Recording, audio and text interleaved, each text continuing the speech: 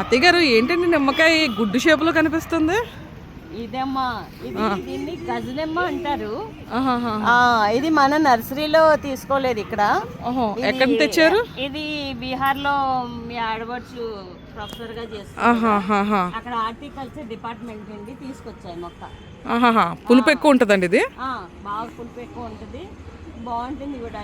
ఇది oval shape లో, ఇది చూడు కోడిగుడ్డ ఆకారంలో ఉంటది అనమాట. మరి ఇక్కడ దొరికితే లేదో మనకు తెలీదు, చాలా తక్కువ. నాకు తెలిసి ఇక్కడ రౌండ్ షేప్ దొరుకుతాయి.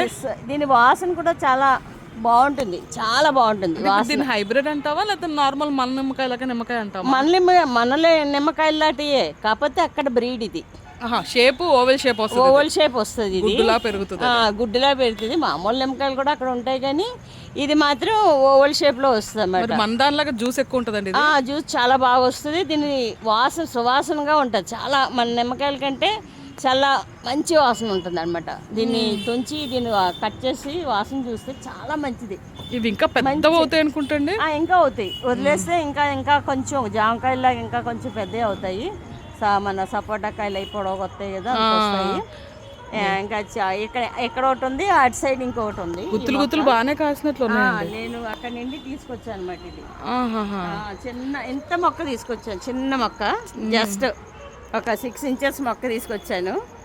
ఈ రోజుకి అది అలా తయారైంది అనమాట. చాలా బాగుంది. మొత్తానికి అన్ని మీకు మొత్తం గార్డెన్ అంతా కూడా యూనిక్ గా ఉంటాయి మొక్కలు.